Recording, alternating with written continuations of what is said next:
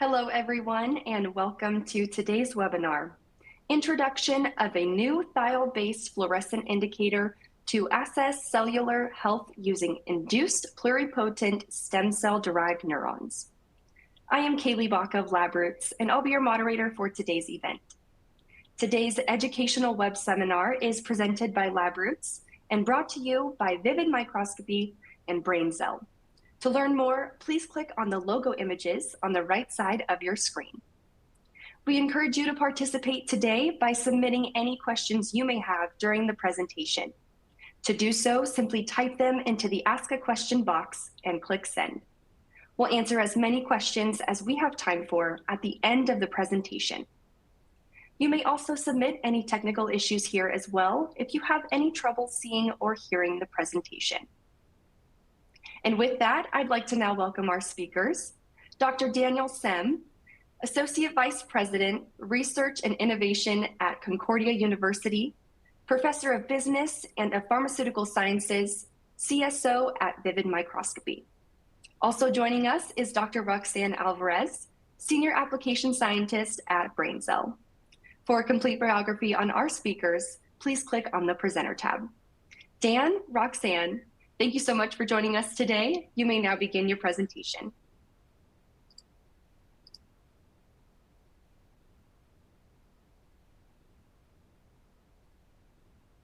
Well, thanks for that introduction.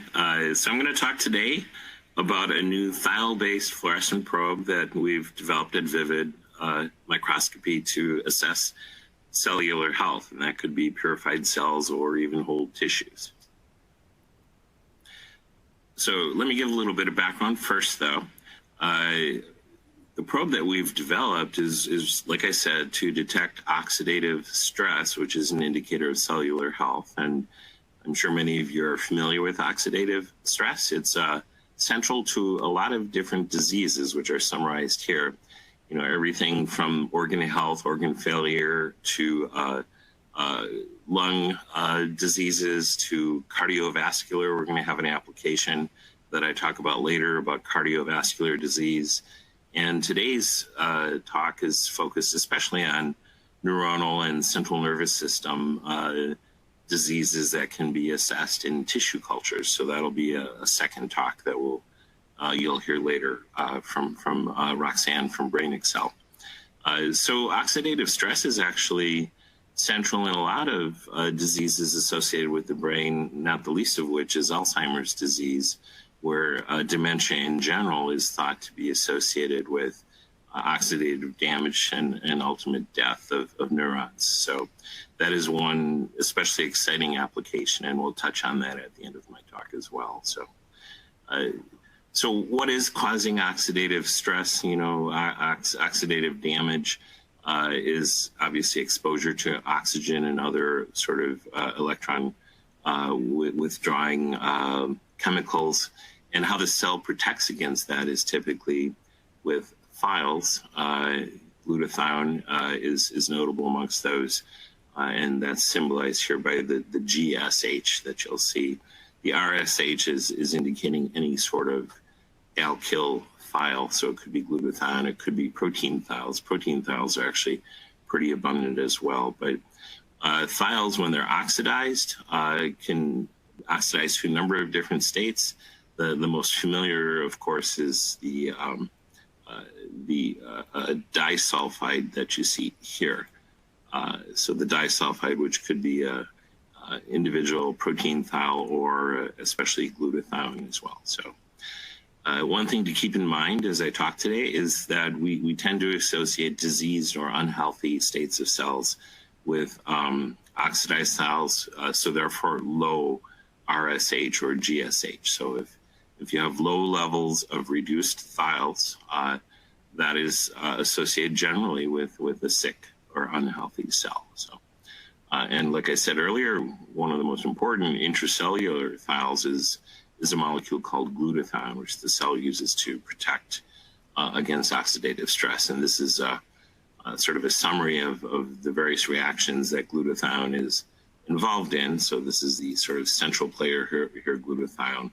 But glutathione is also reduced by glutathione reductase and used to protect the cell against electrophiles through glutathionase transferase.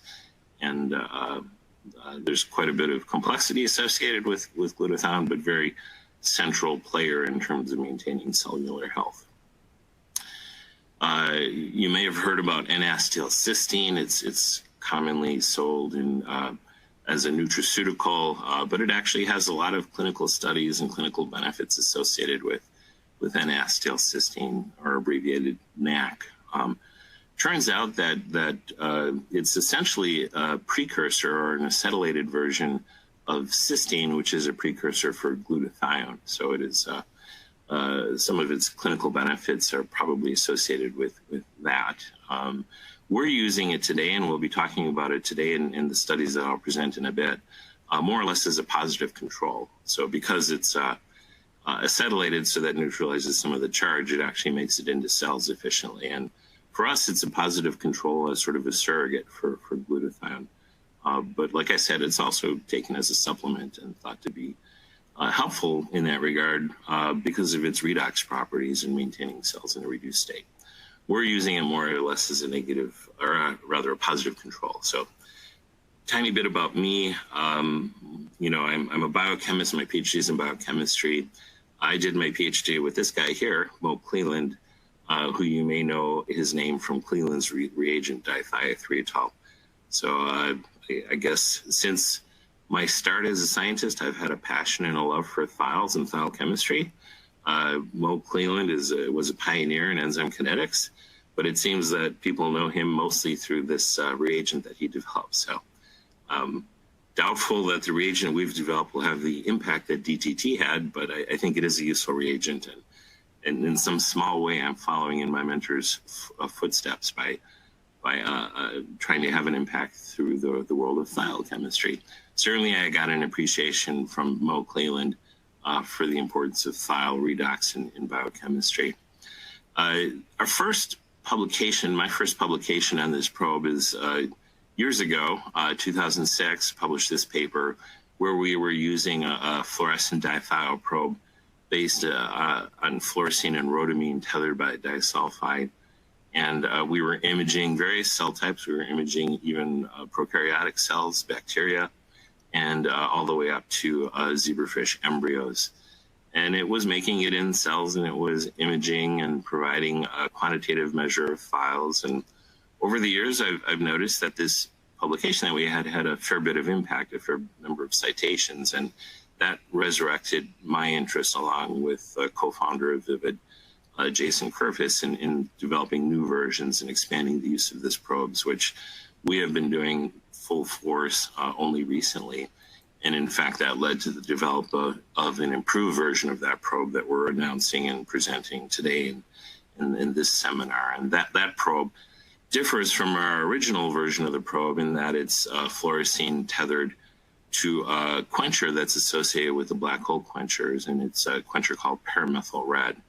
And that diazo group is very good at quenching fluorescence. And so we've essentially tethered the quencher to the fluorescein through a disulfide. And when you cleave that disulfide by cellular thiols like glutathione, you remove the quencher, and therefore the fluorescence goes up. So little cheat notes on the right side of my slides here are telling you what to look for with our probe, which is basically lower fluorescence is going to, if you observe lower fluorescence with our probe, it's going to be an indicator that there are lower levels of RSH or GSH, which are the reduced state of the thiols.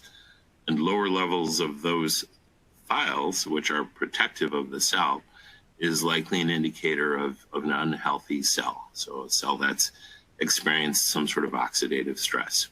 So if the cell is in an unhealthy state with a large level of oxidative stress, it will have lower levels of thiols.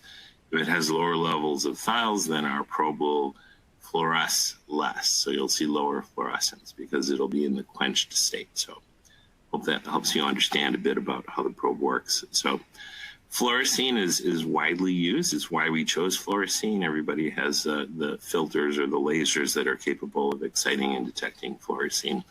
We are working on and have patents pending on new and improved versions of this probe that have more contemporary and even sometimes redshifted versions as well. So look for more to come, but right now this probe right here is doing some pretty exciting things that I'll share with you today. And this is sort of a cartoon representation of how the probe works. So you have a fluorescent donor, which is fluorescent, derived from IPSC. That's how we synthesized it.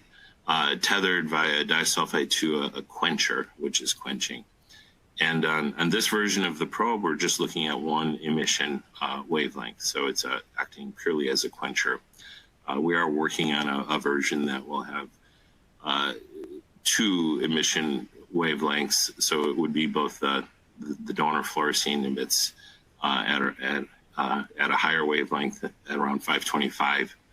The new version will have the quencher also be a fluor, so you'll see a change in the emission of that as well. But for now, what you can expect to see is if you excite around 485 nanometers, basically use the laser and the filters that you use for fluorescent, and then you detect at around 525 nanometers. And you can see in the slide here that there is initially, when the probe is not reduced, so it's in the disulfide state, there is some sort of a baseline level of fluorescence. But then as you expose to increasing concentrations of glutathione, you can see the fluorescence is slowly going up to higher and higher levels. And so that is because we're separating the quencher from the actual fluor.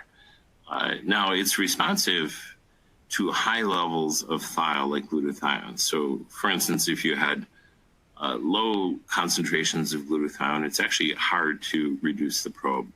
The reduction potential is such that it's not easy to reduce the probe. Oops, let me go back a slide here. So we did a fair bit of biochemical characterization of the probe. For instance, we exposed it to increasing levels of glutathione and monitored the kinetics everywhere from 2 to 128 millimolar glutathione. So at the lower level of glutathione, you can see over time the kinetics of the reduction. But if we go to higher levels of glutathione, it reduces much faster. So you could actually, and we do this because we're biochemists and we like doing this, fit to an exponential and get a rate constant, which we've done for these curves, and then they all plateau at the equilibrium value, essentially. But the application that we're talking about today and doing with many collaborators is actually to choose a time point. So maybe at, say, 30 minutes to measure fluorescence in a cell. And so if you do that, then you can do sort of a slice in time and capture the fluorescence at that point in time, and it'll be proportional to the amount of thiol that you have in a cell. So we have done full kinetic characterization of the probe. So you can see if you plot the rate constant fitted from that previous slide over time, we have a linear dependence. So the probe is acting with first order kinetics, first order in glutathione, which is to say that the rate constant is proportional to the concentration of glutathione.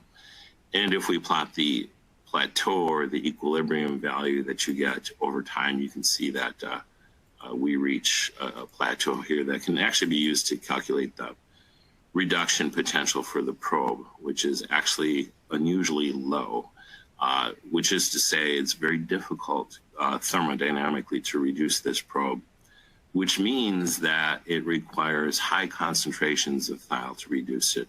So in that sense, it is not sensitive, but you don't want a sensitive probe if you're trying to detect physiologically relevant changes in thiols in the cell. Cells do not have micromolar or low millimolar thiol levels. They tend to have relatively high levels of thiols in excess of 10 millimolar. So the nice thing about our probe is that you see different levels of fluorescence depending on whether you have 10 or 20 or 50 millimolar thiol. Whereas if you had an incredibly sensitive probe that was easily reduced, you would see essentially the same level of fluorescence with 1 versus 10 versus 50 millimolar thiol. So the lack of sensitivity in a thermodynamic sense is actually a positive feature of our probe. If you want to detect nanomolar levels of thiols, the probe that we have is not appropriate for that. But if you wanted to detect physiologically relevant changes in levels of thiols in the cell, then that's what our probe is designed to do. And like I said, it's first order kinetics in glutathione, so it's proportional to glutathione. So I'm going to talk today about a series of applications that we have pursued with various collaborators across the country, and talk a little bit about potential applications as well. So we're real excited about a number of partnerships that we have going on, looking at cardiovascular applications, looking at quantifying thiol levels in cells. I think an exciting application that we'd like to explore more is sort of quality control on cell health, or with regard to cell therapies like CAR T. Today we're going to focus especially, and my partner and collaborator from BrainExcel is going to talk about some neurologic applications with induced pluripotent stem cells that are essentially brain organoids. And then I think there's also some interesting applications, not just with cells, but with collections of cells, so in other words, organs. So I think there could be applications in assessing the health of whole organs and tissues as well. So again, to remind you what we're looking for with the SEMCUR probe is an association of low fluorescence as being an indicator of low thiol levels in the cell, most notably glutathione, or in the case of our positive control, and acetylcysteine, and that being an indicator of a cell being in a less healthy state. Whereas higher fluorescence are going to be associated with higher levels of thiols, and therefore the cells being in a healthier state. So one study that we did years ago, although we haven't fully published this yet, but we did present it in a poster, is with Aurora Healthcare, which is a hospital provider in Milwaukee, and they have a cardiovascular research group that we were collaborating with, and we were looking at staining mouse fibroblasts. So in this case, the researcher that we were working with, Eckstein, is staining the cells as a control with Huxt for the nucleus, and then with a mitochondrial stain shown here in red. So here is the nucleus in blue, and then in red is the mitochondria, and then with our probe shown in green.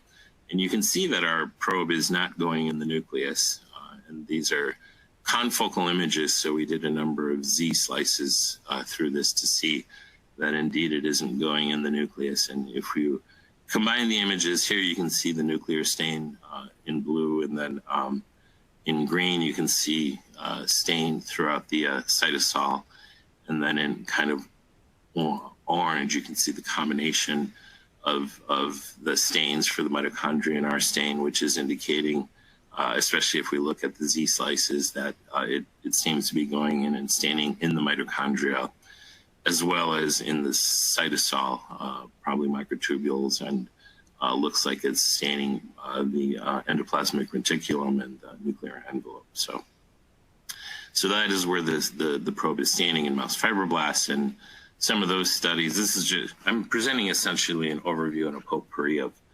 applications. Most of these were more in-depth studies where we were looking at effects of oxidants and things like that.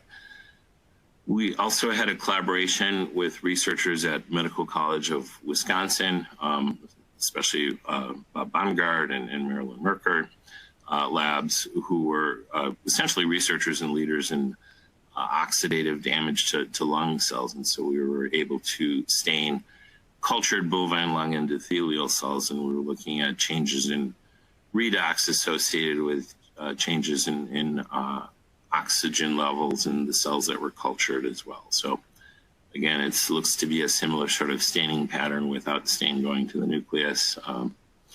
We did more recently a collaboration with Dr. Audi at Marquette University and also at the Veterans Administration Hospital as well, where he was perfusing live lungs and monitoring the perfusate with our probe. And so you can see this is the actual lung, and then there's a fluorescence detector here for our as the perfusate is going through the lungs, and we're detecting that. Now our probe is sometimes called DSSQ, and that is the original name that we had used for it. So the D is for donor and the Q is for quencher, but that's essentially the SEMCUR IM probe that we're presenting today. And you can see in this case, the relative fluorescence is high with the probe, so DSSQ. Whereas if we just treat with vehicle, so no probe, and we had DMSO, we see no fluorescence. And then the other control that we did was we pre-treated with diethylmaleimide, so essentially to eliminate or label all the files. And likewise, we see no fluorescence. So this is some evidence that our probe is detecting files, because if we block or remove the files, then we see no fluorescence. So we're excited about where this application could go. We're thinking perhaps it could be useful for assessing the viability of organs before transplantation. So that's an application that we're exploring. In the spirit of looking at whole tissues or organs, we collaborated with a group at Louisville. Dr. Evan Tracy, in fact, gave a nice testimonial about our probe. Very happy with its performance, and used it in a recent publication shown here, looking at stromal vascular fraction as a treatment for oxidative stress in coronary microvascular disease. So they actually looked at the extracted vein, where they have a flow of perfusate going through the vein, and the rate of that flow actually creates some kind of oxidative stress on the cells. And so it's sort of mimicking the age-related coronary vascular disease. And so the YC and the OC are young cells and old cells, and the y-axis on this curve is percent change in glutathione in the perfusate read using our probe, our SEMCUR probe.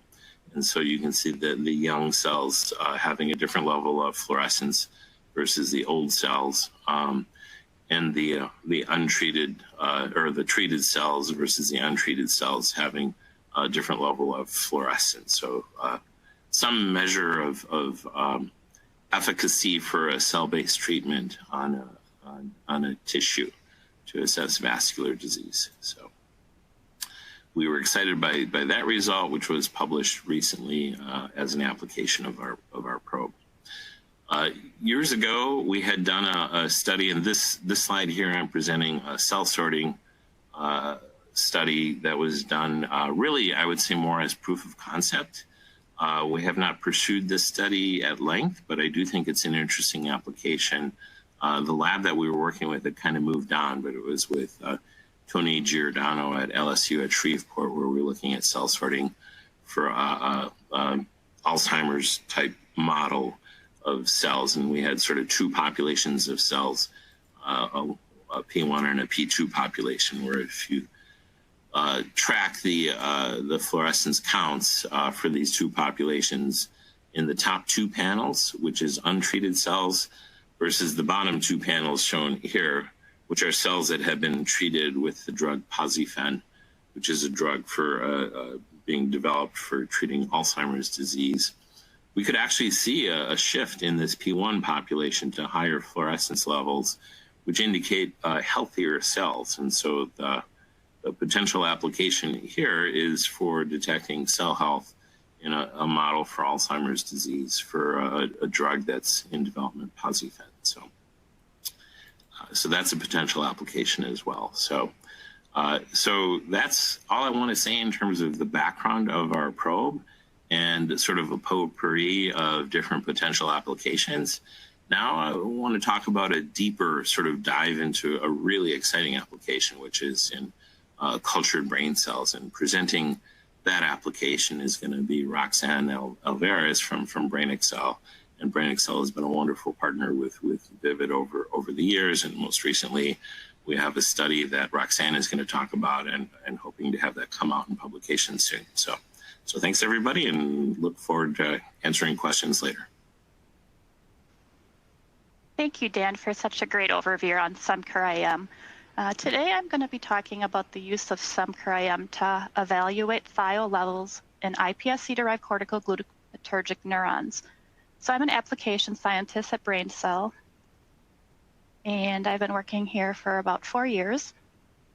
And so one of the things I get to do is interact with a lot of customers, and they're all working in different areas of neuroscience. So with that, I get to help optimize a broad range of assays to help our customers reach their individual goals. So today I want to give a brief background into what iPSC-derived cells are. So this stands for induced pluripotent stem cells, and kind of what, how, and why are they used in research. And then after I introduce that, just go into how SEMCUR-IM can be used in our platform in the cortical glutamatergic neurons, and just go over a little bit of a preliminary study design and some basics on fluorescent imaging, possible analysis, and how I would go forward with future studies in case any of you want to actually proceed with using this probe. So a little background. BrainCell is essentially a company that was founded in 2015 in conjunction with Discovery to Product program at University of Wisconsin-Madison. So we've become a strong presence as a provider of the iPSC-derived neurons and different glia cells for research use. And essentially what we do is our team of production scientists follow optimized protocols, essentially which exposes the iPSCs to a number of different morphogens at precise timing. And these are used to mimic essentially the natural process which takes place during in vivo neural development. So the images just kind of show a little overview of how in development you start and go into different regions of the brain, eventually through different signaling molecules, turning into the different types of brain cells. So again, to further explain this process, let's just take a look at a few images. So the top left, what you see are actually the iPSC cells. So they're in culture, they're starting to form colonies, and essentially through exposure to these different small molecules and the timing of the culture, they will be driven down the process into what we consider to be called progenitor cells. And those images are in the top right. The first image, which looks more similar to iPSCs, they're actually considered an early progenitor phase. So it's soon after they've come out of that iPSC state. And then the picture on the right is actually what we consider to be a late stage progenitor. And they're very close to the end product, which you can see some examples on the bottom here of different ICC staining or phase contrast of neurons, astrocytes, and microglia. So essentially when they're very late stage progenitors, nearly fully differentiated, they're frozen down, and these become the vials of cells that we then sell to our customers for research use. So if you haven't used iPSC-derived cells before, you may be wondering why someone would use these instead of, let's say, a primary cell line or maybe an immortalized cell line. And there are a couple different benefits to using iPSC-derived cells that I'll just go over here. So first of all, the human brain is very unique in its size, complexity, and cellular signaling compared to most animals. So one thing that BrainCell has is these are all human-derived iPSC lines that we use to make them more relevant for studying human disease and different neural-related disorders. They're all essentially of human genetic origin.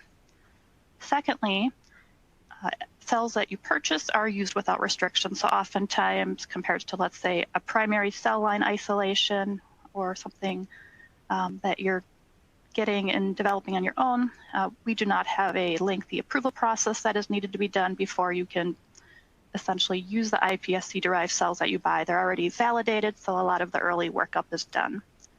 Commercially, they're available in many different cell types. So BrainCell is strictly providing cells in the brain, different types of neural-related cells. such as spinal motor neurons or cortical glute, in this case that I'll be talking about. But they're great because they're ready to use.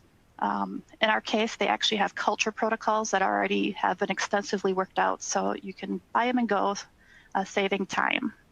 Additionally, working with IPSC-derived cells, they're good. You can essentially use them for a very small scale all the way up to extremely large scale projects. When batches of the iPSC-derived neurons or glia are made, we make batches. This could be millions up to billions of cells of all very highly pure, consistent cell types.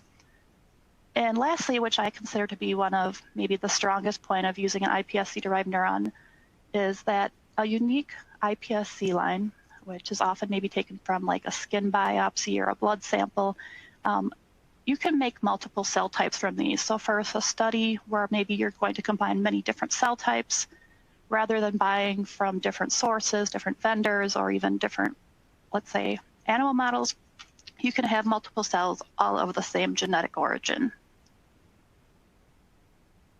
So if you're using iPSC-derived cells in your research, you're already familiar with many of the benefits and different ways they're being incorporated. So again, at BrainCell, I get to work with so many different customers on a weekly basis using iPSC-derived neurons. This could be example like of academic scientists. Maybe they just have a few vials of cells and they are essentially using them to get quick results for an upcoming grant submission. They don't want to go through the whole primary culture isolation process and validation.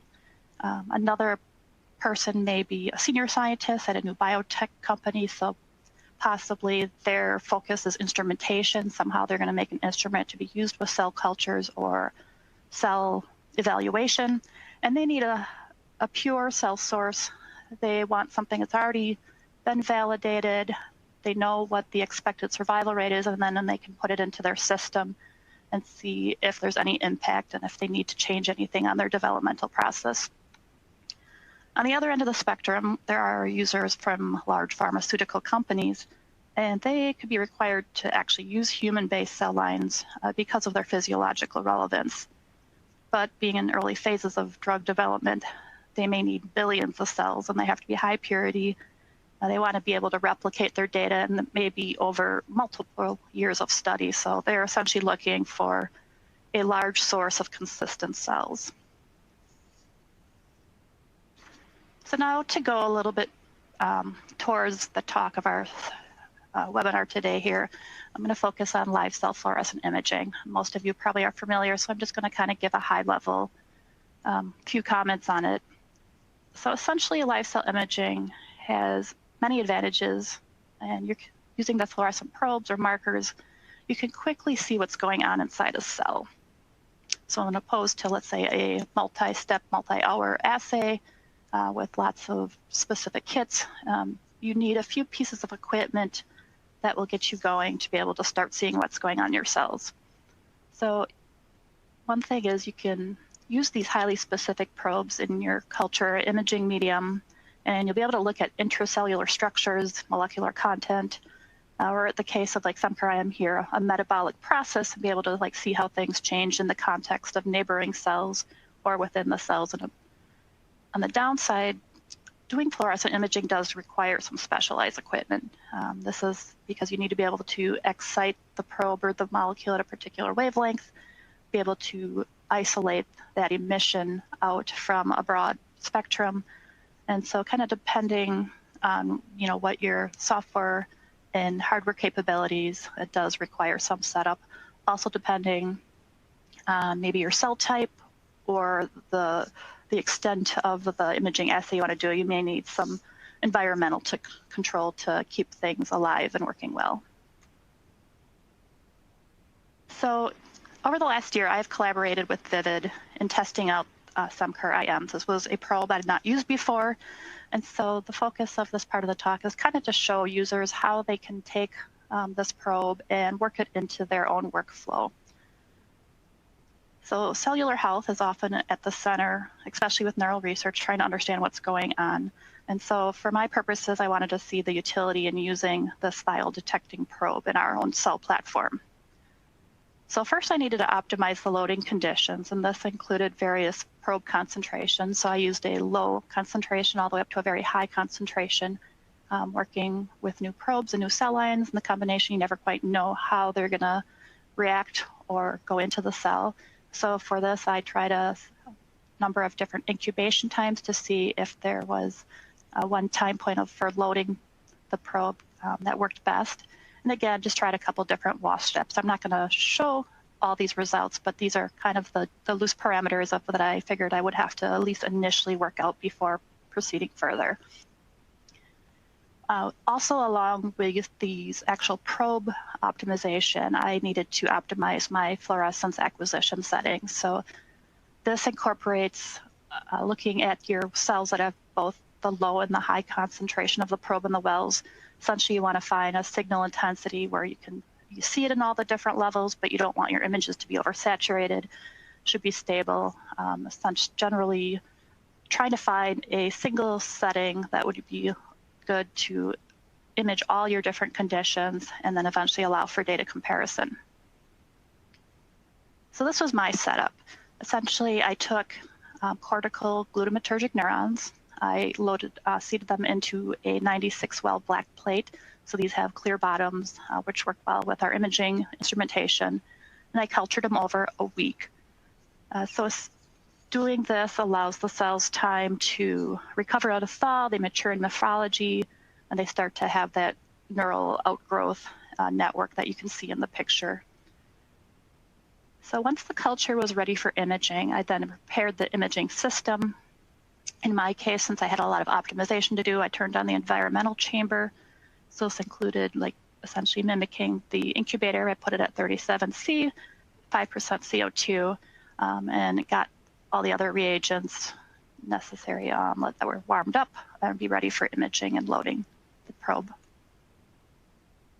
So this is an overview of the first phase of this optimization project. Essentially what I did is I loaded the SEM-CURIM probe in at different concentrations. So you'll see left to right, I went from low to high concentration probe and essentially picked a single excitation set of parameters to see, one, could I detect the probe in the cells, and is there background? Is it consistent? Are there any toxic effects? And across the bottom, I just kind of put in these images for reference. You'll kind of see the morphology. Every kind of roundish cell body relates to a live cell. And at the top, you can kind of see the corresponding signal, whether it was actually loaded into the cell or at least whether it was actually detected. So there are different things I was looking for, and essentially I picked for future studies the lower concentrations to test further because I felt that the higher ones had a lot of background. So here I'm going to take you back a little bit to something Dan brought up earlier. So N-acetylcysteine is a compound that can be used in this probe validation study. It actually contributes to thiol production in cells, and itself is actually considered to be a thiol-containing compound. Because it's permeable to cells, I was able to use it as a positive control, and this would be able to illustrate that if I increased the intracellular thiol levels in the cells, that a corresponding green fluorescence intensity would increase also as it relates to the SEM-CURIM probe's ability to detect thiol. And so for this expectation, I used NAC as a positive control for the next set of my optimization experiments. So to quickly summarize the experimental setup, I've got a composite here of images. The top left is the merged image of the blue and green wavelengths along with the phase contrast, which I used to see the cell morphology.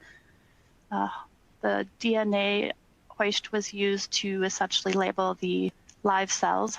This allowed my imaging system to easily focus in on the right plane of view. Sometimes this can be handy when you're doing a live cell imaging study. And kind of based on the initial optimization, I used 25 micromolar SEM-CURIM and loaded it into my imaging buffer for 45 minutes prior to the wash steps. So finally here, let me go over some of the data. And this is kind of where you start getting into the utility of the probe. I was able to show that it could get into the cells. Now I want to know, does it correlate to thiol levels? So you'll see 4 images across the top here. They are showing the SEMCR-IM fluorescence signal, which does increase in a dose-dependent manner for the cells that I pre-exposed to that NAC. So the NAC was introduced into the cell culture wells for 30 minutes to allow it to uptake into the cells. This was done for 30 minutes before washout, so it is no longer in the medium, and then I loaded the SEMCR probe. So from here, just visually, I could see that increased levels of NAC thiol within the cells did lead to increased fluorescence by the probe being able to detect it. So I want to discuss just kind of one example of how these images can actually be used for quantifying or semi-quantifying your data. So in this case, I used ImageJ, but there are actually lots of different software analysis options on the market that you could use. And I loaded each image into the software. So this is on the bottom left. You can see I then selected the boundaries of the cell somas. This does exclude the neurites, which if you look at the top right images especially, you can see that there is fluorescence within the neurites, but it still demonstrates the utility of the probe. And from here, I calculated the total green fluorescence units, so essentially the total signal within each circled region, and divided this by the total area. So this kind of normalized for cell size. And then these values were averaged for each condition. So for 3 images, I took 25 areas per image, averaged them, and put them into the bar graph. So you'll see here again, going from 0, where there was no NAC added, up to 40, there is a dose response curve.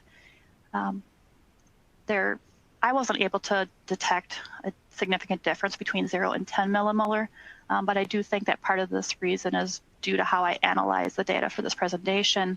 I am only looking at 25 of the cells, the biggest ones that were circled within each image, and also, at least for this case, ignored the fluorescence that is also seen within the neurites.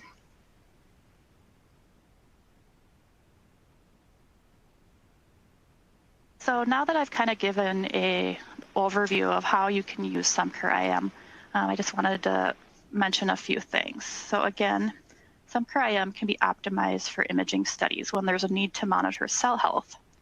There are a few points I'd like to make, though, which this could also be used in conjunction with other probes or dyes to gain a more comprehensive picture of thiol regulation and cell health in your system. So SEMCR-IM emits in the green wavelength, but I'd like to point out that it's always good practice to test new probes separately, especially if you're going to add in other probes or dyes. So in one case, I did an early study with this, and I was hoping to add a secondary probe into the well, but it turned out the other probe actually fluoresced across both the blue and green wavelengths. So had I not tested these separately, if I had added in that secondary probe, it would have actually masked part of the SEMCR-IM signal and would not have been reliable data. Also, using automated imaging systems can save a lot of time, so you could do this manually, looking one well at a time or one area at a time. But if you are using an automated system, it's good to find ways to speed up the acquisition. So there's always a balance between getting good, clear pictures and getting data that's tightly close to each other in terms of timing of acquisition. So in this case, I used a nuclear dye so the system could actually quickly focus into the plane that I wanted to image. And then again, it's especially important to know that if you're comparing data between images, that you do eventually, hone in on a set exposure settings, that you're going to use the same excitation emission for all your image capturing, and that way you'll be able to analyze from the raw images and your data won't be skewed due to different excitation settings. And again, one final reminder is to make sure you understand your system. So in this case, the probe is looking at thiol regulation, so think about the reagents that you're using. Also make sure that you have proper control wells, that your reagents are not cross-reacting, and really think about maybe how you want to analyze your data before you set it up. So if you just go right in and take all the images, you can learn some information but you may realize if you've not kind of thought through how you want to actually analyze the data that you haven't captured all the necessary images.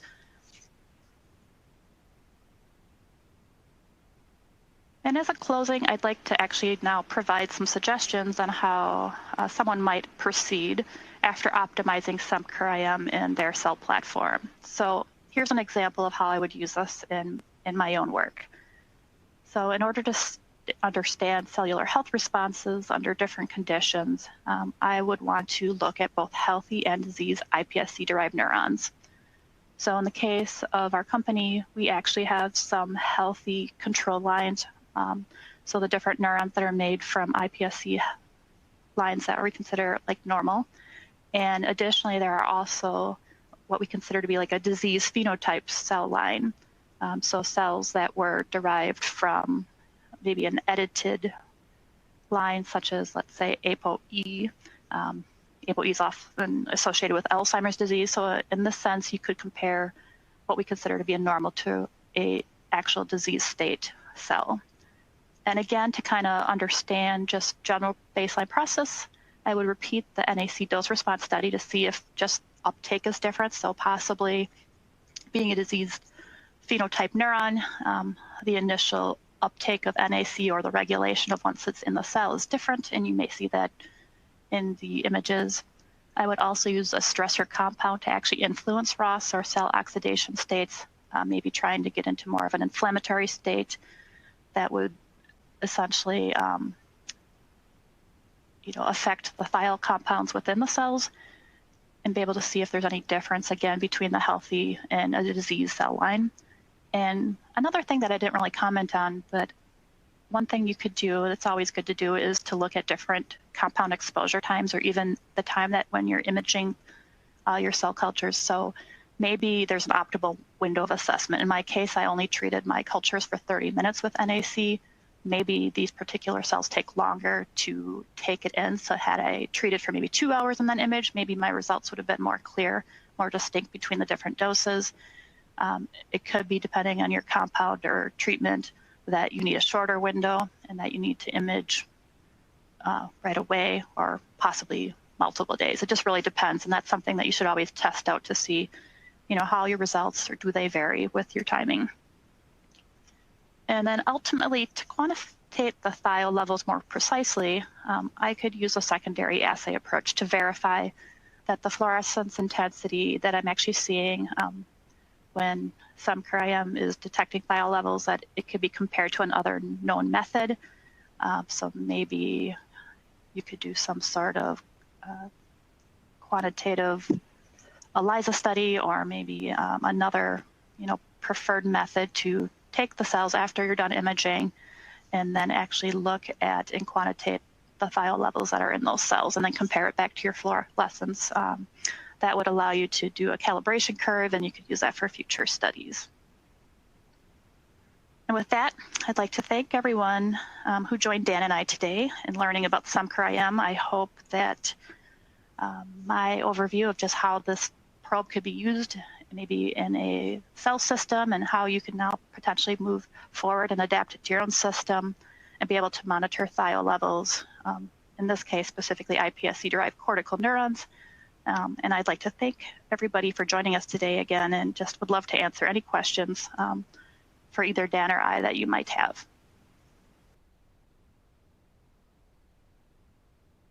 All right. Okay, well, thank you so much, Dan and Roxanne, for your informative presentation. We will now start the live Q&A portion of the webinar. So to our audience, if you have a question that you'd like to ask, please do so now.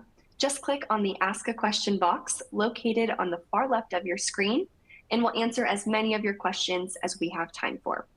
All right, so let's get started. We've already got some great questions coming in here. This first question is for Dan, and this question asks, can you elaborate more on the relevance of your probe for screening CNS drugs, especially related to other probes? Sure. Yeah, thanks for the question.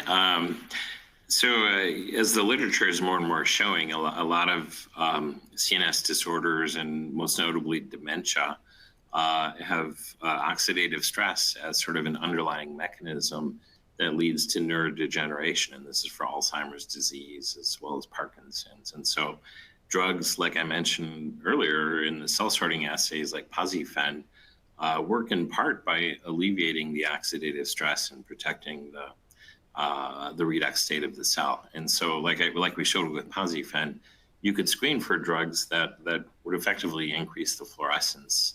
That's how you would know that you had a hit with a drug that is sort of mitigating the oxidative stress problems. And so probes like we talked about earlier that are incredibly sensitive are not going to detect changes from, say, 10 to 50 millimolar. They're really good at detecting low-level changes. So I think our probe sort of differentiates from those. But a sort of a similar probe that is out there now is thiol tracker as well. So, but most other probes don't detect thiols. They detect reactive oxygen species, and they don't sort of have the other advantages that we talked about earlier as well. So hope that answered the question. So.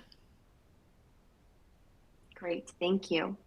I have another question for you here. Have studies been done on cell health for cell-based therapies like CART or CART? What would be the practical what would the practical utility be of those kinds of studies?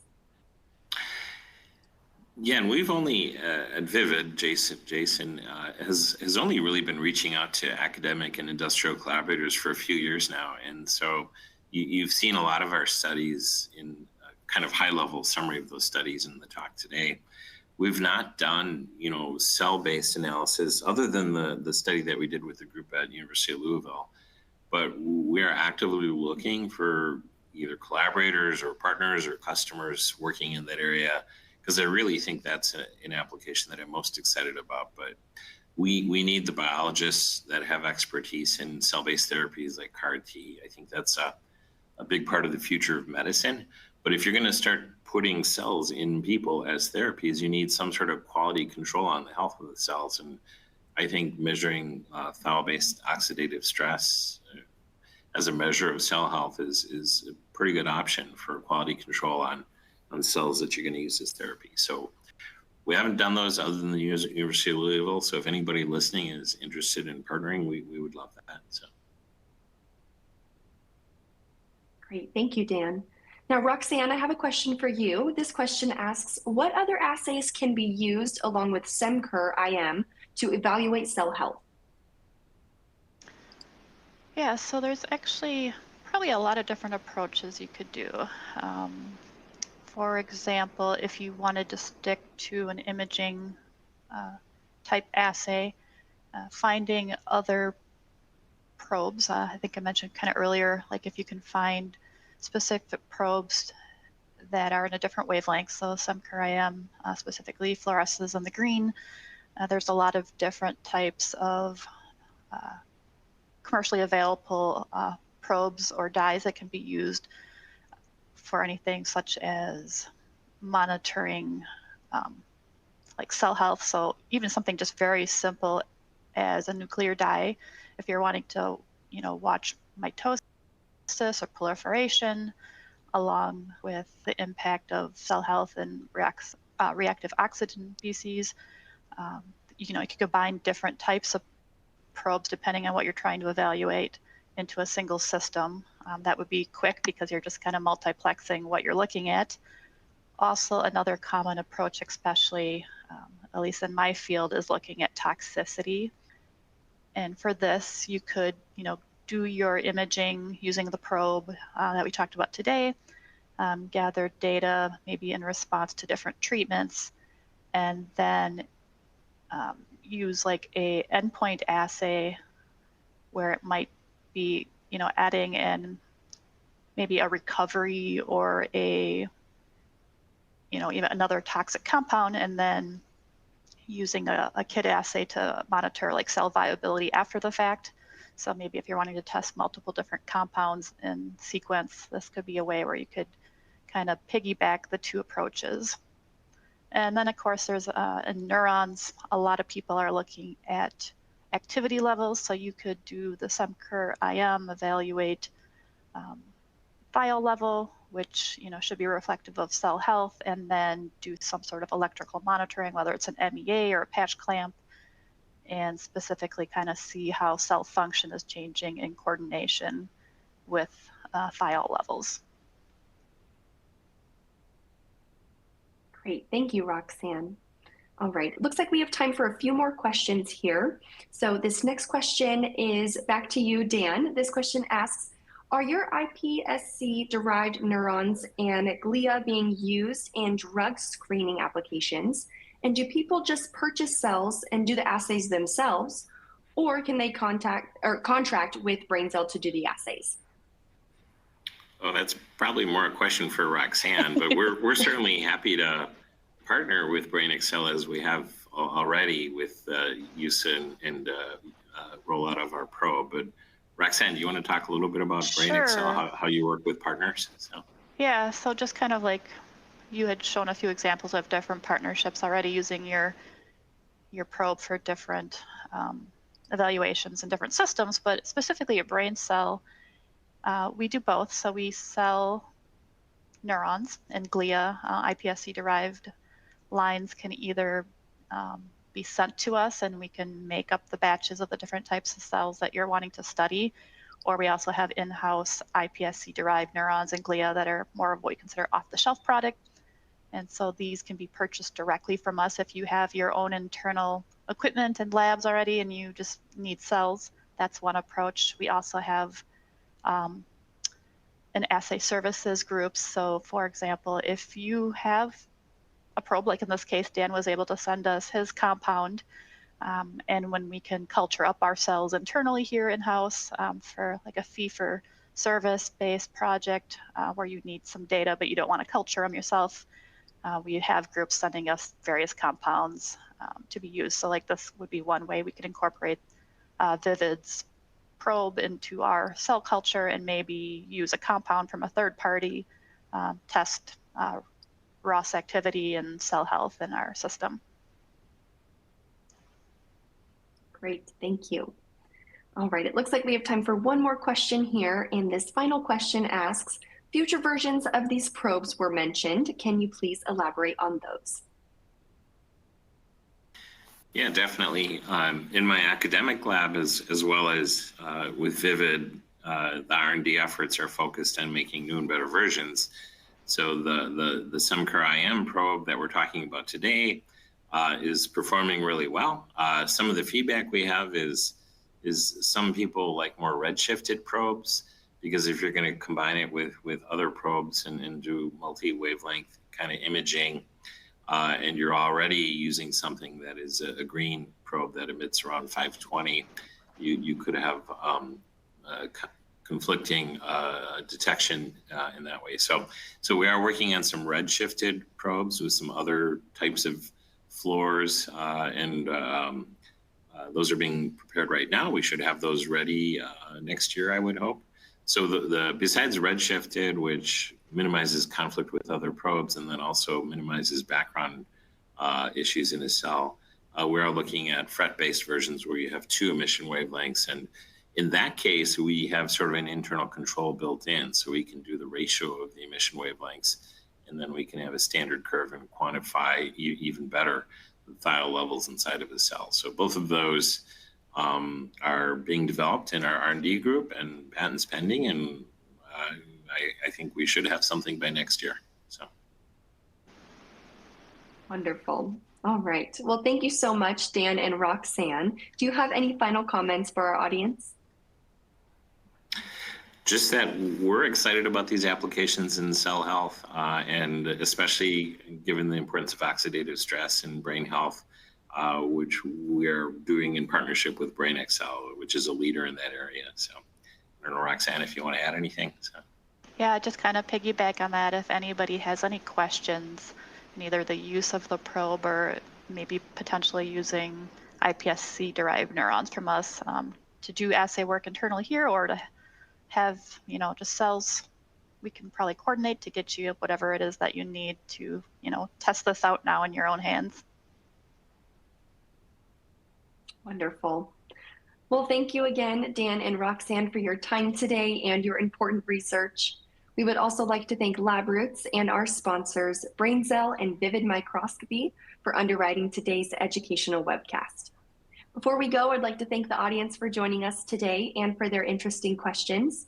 Questions we did not have time for today and those submitted during the on-demand period will be addressed by our speakers via the contact information you provided at the time of registration. This webcast can be viewed on demand, and LabRoots will alert you via email when it's available for replay. We encourage you to share that email with your colleagues who may have missed today's live event. So until next time, take care, everyone. Goodbye.